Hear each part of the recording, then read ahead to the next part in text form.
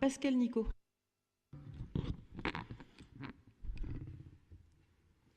Merci Madame la Présidente.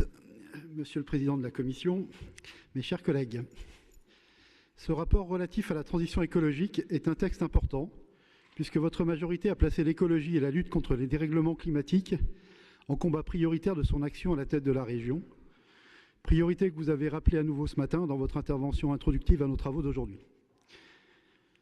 Comme tous les textes importants que vous nous présentez, son objectif semble être de donner des gages à la composante centriste de votre majorité plurielle, de sorte que ce texte aurait pu être présenté quasi à l'identique par l'ex-majorité socialo-verte à la région ou, si vous n'infléchissez pas votre politique, par la future majorité qui ira sans doute des sociodémocrates à l'UDI en passant par En Marche, future majorité que Christophe Clergeau, sorte de Matteo Renzi nantais, appelle de ses voeux et qui doit faire frémir d'envie bon nombre d'élus centristes qui aujourd'hui siègent sur les bancs de votre majorité.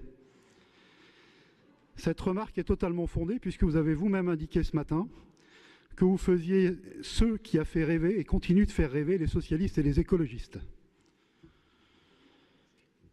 Avant d'en venir au fond, je voudrais souligner que la formulation du propos introductif du rapport liant l'engagement que vous demandez à l'État dans le cadre du contrat d'avenir Pays de la Loire à l'abandon du projet de Notre-Dame-des-Landes m'apparaît comme extrêmement maladroite et peut-être contre-productive. Sans être un expert de la psychologie jupitérienne du président Macron, mais en observant les décisions qui ont été prises depuis quelques mois, je crois qu'il aurait été plus habile de ne pas mentionner Notre-Dame-des-Landes dans ce texte. Sur le fond, parmi les sept ambitions présentées dans le rapport, 2 nous apparaissent comme les plus importantes en termes d'impact sur le climat et le budget des Ligériens. Il s'agit de l'ambition numéro 2, décarboner la production d'énergie et préserver la qualité de l'air. Et l'ambition numéro 3, accélérer la rénovation thermique du parc immobilier et engager une dynamique de construction durable. Comme le temps nous est compté et que je voudrais traiter ce sujet le plus complètement possible, j'aborderai seulement l'ambition numéro 2 cet après-midi. Donc l'ambition numéro 2, décarboner la production d'énergie et préserver la qualité de l'air. Cette ambition n'est absolument pas cohérente avec la baisse annoncée de la part du nucléaire dans la production électrique française, issue de la loi de transition énergétique qui prévoit une réduction de la part du nucléaire à 50% en 2025. Même si Nicolas Hulot ne semble plus aussi convaincu de la pertinence de cet engagement, puisqu'à ce jour, seule la fermeture symbolique de Fessenheim est programmée, il n'en demeure pas moins que la filière nucléaire est menacée avec des conséquences extrêmement néfastes pour les Français en termes de climat et de coûts énergétiques. À la suite de l'accident de Fukushima, l'Allemagne a décidé d'abandonner le nucléaire sous la pression des mouvements politiques verts au profit du développement des énergies dites renouvelables. Il n'y aura plus de réacteurs nucléaires en fonctionnement en 2022 en Allemagne. Et ces énergies renouvelables sont essentiellement des éoliennes. La conséquence a été immédiate, le renforcement de la production d'énergie électrique fossile par une centaine de centrales à charbon, émettrices de gaz à effet de serre et polluantes aux particules fines, y compris d'ailleurs dans les régions est de la France. Ceci s'explique aisément. Les énergies renouvelables, et singulièrement les éoliennes et le photovoltaïque, ont une production aléatoire, par nature dépendante des conditions atmosphériques. Qui plus est, ces productions ont un rendement faible et un coût par mégawattheure élevé. Pour assurer une fourniture suffisante, il faut donc prévoir des sources d'énergie plus constantes.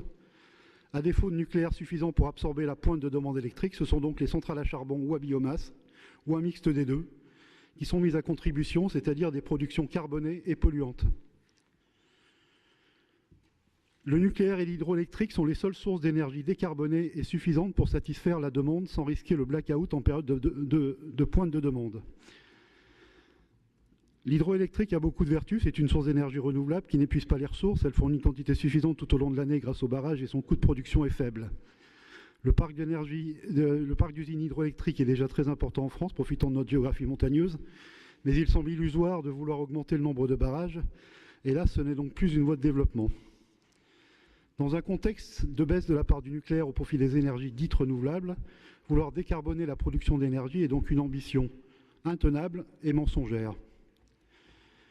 Vous vous appuyez sur les rapports des experts entre guillemets du GIEC. Il faut rappeler que l'intitulé de la mission qui a été assignée au GIEC est révélateur et annonciateur de leurs conclusions. Je cite un extrait de la mission confiée au GIEC. Étudier les risques liés au changement climatique d'origine humaine. Le parti pris de la cause anthropologique du changement climatique est donc clairement affiché. L'objectivité et la crédibilité du GIEC ont été régulièrement ébranlées par des scandales et des publications hasardeuses sur le plan scientifique, contestées par de très nombreux scientifiques à travers le monde. Quoi qu'il en soit, origine humaine ou pas, il est indispensable de lutter efficacement et sans idéologie contre les dérèglements climatiques. On ne peut traiter ces sujets sans constater l'évolution exponentielle de la démographie mondiale depuis un siècle, avec des effets extrêmement impressionnants depuis une quarantaine d'années. 1,5 milliard d'êtres humains en 1900, probablement 10 à 12 milliards en 2100. Beaucoup plus d'êtres humains sur notre planète et de nouveaux usages pour les populations, y compris en Afrique et en Asie.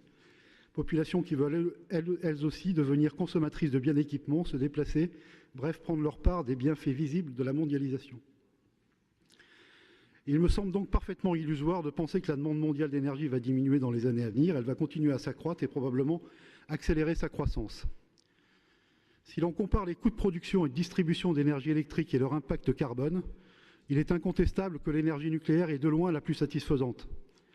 Quand on parle d'énergie nucléaire, on se limite souvent à parler des réacteurs actuellement en fonctionnement, dont le principal défaut est la production de déchets nucléaires que nous ne savons pas bien traiter. La sécurité des installations nucléaires est un argument fallacieux car le nombre de victimes du nucléaire civil est ridiculement bas comparé à celui des centrales à charbon par exemple. Quand on parle d'énergie nucléaire, on n'évoque que rarement les réacteurs de fission de nouvelle génération type EPR qui ont l'avantage de recycler les déchets des réacteurs de génération antérieure. Réacteurs que nous exportons dans beaucoup de pays du monde et encore récemment en Inde. On parle encore moins, pour ne pas dire jamais, de la fusion nucléaire qui présente des atouts extrêmement forts en termes de puissance produite et de déchets puisqu'elle n'en produit plus. La fusion nucléaire, c'est la réaction thermonucléaire du cœur des étoiles, comme notre Soleil.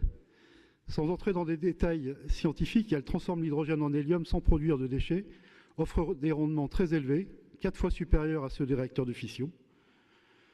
Le projet de recherche et d'expérimentation ITER, situé à Cadarache en France, qui réunit la plupart des pays industrialisés, commence à produire des résultats. Il est nécessaire de continuer à investir massivement pour permettre la production d'électricité de fusion de façon industrielle à horizon 2030 ou 2040. Ce programme ITER est d'ailleurs un modèle, de notre point de vue, de coopération entre États libres et indépendants, mais qui décident d'unir leur budget et leurs talents pour travailler sur un projet de recherche et de développement stratégique. Il est à craindre que les décisions politiques prises pour flatter l'opinion en faveur des énergies dites renouvelables, éoliennes notamment, ne viennent obérer les investissements indispensables dans la recherche et le développement de réacteurs de fission et de nouvelle génération et de fusion. L'indépendance énergétique comme l'indépendance alimentaire seront les véritables enjeux du monde de demain. Nous avons en France une avance technologique et industrielle reconnue partout dans le monde grâce à notre programme nucléaire décidé au lendemain de la Deuxième Guerre mondiale. Si l'on peut discuter les choix politiques d'Areva et d'EDF ces dernières années, et il faut les discuter, il serait parfaitement stupide de condamner ce mode de production énergétique et par là même de diminuer l'importance stratégique de notre pays.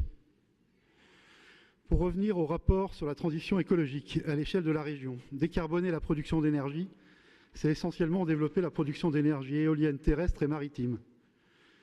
Vous avez d'ailleurs décidé de solliciter les épargnants en émettant des green bonds, des obligations vertes en français, pour financer ces investissements dans l'éolien, 100 millions d'euros dès 2018. Rien n'est précisé dans le rapport sur la durée de ces obligations ni sur leur taux d'intérêt.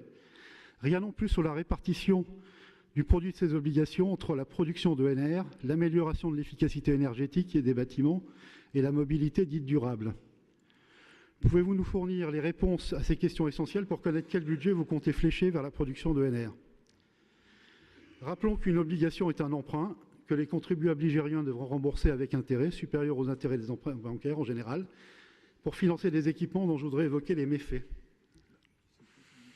L'éolien est une source d'énergie qui défigure nos paysages, qui impose des nuisances sonores aux riverains, qui présente des risques sanitaires pour les populations humaines et animales avoisinantes. Par exemple, à Puceul, en Loire-Atlantique, une exploitation de production laitière a périclité suite à l'installation d'une ferme éolienne à proximité. Les vaches avaient des difficultés à véler, 20% sont mortes et la production et la qualité du lait des vaches restées en vie a baissé considérablement. Les vétérinaires interrogés expliquent cette catastrophe par les troubles causés aux animaux par les éoliennes. Les éoliennes dont la vitesse des pales en bout de pale atteint les 300 km/h massacrent des chauves-souris, les oiseaux et singulièrement les oiseaux migrateurs dans le silence le plus absolu de la LPO, la Ligue de protection des oiseaux. Allez savoir pourquoi. Ce sont plusieurs dizaines d'oiseaux par éolienne et par an qui sont ainsi sacrifiés. En ces temps où le changement de nom est à la mode, je propose que la LPO soit rebaptisée LPV, Ligue de protection des vautours. Dans ces conditions, il paraît très étrange que le parti qui se dit écologiste soutienne ce mode de production. Autre désagrément des éoliennes et pas des moindres, la valeur des logements situés à proximité des fermes éoliennes est en chute libre selon les études des agences immobilières installées dans les régions qui sont équipées d'éoliennes depuis plusieurs années. Enfin, comment ne pas évoquer le scandale du coût du rachat du mégawattheure produit par les futures éoliennes côtières, notamment celles qui seront installées entre l'Île-d'Yeu et Noirmoutier. Plus de 200 € pour un prix de marché moyen d'environ 50 € le mégawattheure. Si l'on intègre l'ensemble des éoliennes côtières, la conséquence est un surcoût de près de 3 milliards d'euros pour le contribuable français au travers de la CSPE, c'est-à-dire la contribution au service public de l'électricité, que chacun paye sur sa note d'électricité qui a déjà terriblement augmenté. Il ne faut jamais oublier que l'État rachète des mégawattheures à un prix prohibitif sans savoir s'il pourra le revendre, puisque ces maudites éoliennes ne produisent pas forcément au moment où la demande existe. Je veux rappeler que la préférence du groupe Front National Rassemblement Marine va aux éoliennes flottantes, véritablement offshore, comme l'a rappelé Brigitte Nédélec dans un vœu présenté ce matin. Éoliennes offshore, c'est-à-dire à plus de 50 km des côtes, et pour lesquelles la France a une position de leader mondial en termes technologiques. Les consortiums industriels éoliens chargés d'implanter les éoliennes côtières ont clairement indiqué l'année dernière qu'ils utiliseront des turbines Siemens, c'est-à-dire favoriseront la R&D allemande. Dans ce cas, quelle est la plus-value en termes d'emplois industriels qualifiés pour la France? Quel est l'intérêt pour le contribuable français de sacrifier la beauté de son littoral, ses zones de pêche et son patrimoine maritime pour financer la R&D allemande à prix prohibitif? Votre majorité a été élue par le peuple de droite, parce que le peuple de droite, ça existe. Il ne vous a pas élu pour gaspiller des dizaines de millions d'euros pour installer des éoliennes aussi laides qu'inutiles. Il vous a élu pour baisser la dépense publique et la pression fiscale en supprimant les gaspillages de toute nature. C'était d'ailleurs une de vos promesses phares pendant la campagne électorale régionale, mais fallait-il croire ces promesses? Vous avez, avec cette affaire d'éoliennes, l'opportunité d'envoyer un signal fort à l'opinion qu'une gestion de droite, ce n'est pas la même chose qu'une gestion de gauche. Saisissez-la. Mais on peut se demander ce que la région peut réellement faire. Pas grand-chose, hélas, tant elle a une petite courroie de transmission en bout de chaîne pour appliquer les directives de la Commission de Bruxelles, elle-même sous influence, c'est un euphémisme, de Goldman Sachs, de la finance mondialisée et des multinationales qui n'ont rien à faire de la santé de la planète, mais qui ont vu dans cette transition écologique une opportunité formidable de réaliser des profits confortables avec l'argent des contribuables. En conclusion, je dirais que nous devons combattre la facilité qui consiste à céder à l'air du temps, si j'ose dire, et aux messages simplistes adressés à l'opinion à longueur d'antenne, c'est-à-dire à considérer que le nucléaire c'est mal parce que c'est dangereux et que l'éolien c'est bien parce que ça protège la planète. Nous regrettons amèrement les choix structurels qui sont menés actuellement, qui enrichissent quelques-uns, investisseurs et industriels, au détriment du plus grand nombre. Outre cette ambition numéro 2, sur laquelle je me suis assez longuement étendu, il y a dans ce rapport des pistes intéressantes en matière d'amélioration de la qualité de l'eau, de rénovation thermique du parc immobilier, de soutien aux véhicules à hydrogène, ainsi que le déploiement de Smile. Nous regrettons que le texte n'explicite pas les solutions concrètes qui seront offertes aux Ligériens pour engager ces investissements, mais nous ne doutons pas que cela sera précisé prochainement. Enfin, nous saluons l'évolution d'une logique punitive de l'écologie vers une logique incitative, notamment au travers de ses obligations vertes. Concernant les mobilités durables, je voudrais rappeler qu'un véhicule électrique n'est pas intrinsèquement un véhicule propre. Tout dépend de la façon dont l'énergie électrique qui l'alimente est produite. Ainsi, un véhicule électrique alimenté par de l'électricité produite par une centrale à charbon ou à biomasse n'est pas un véhicule propre. Le véhicule à hydrogène nous semble beaucoup plus intéressant de ce point de vue. Nous saluons les initiatives entreprises dans cette direction, même si elles nous semblent assez timides pour le moment. Les éléments positifs nous apparaissant bien maigres au regard des projets désastreux en matière d'éolien, notre groupe s'abstiendra sur ce texte. Je vous remercie de votre attention.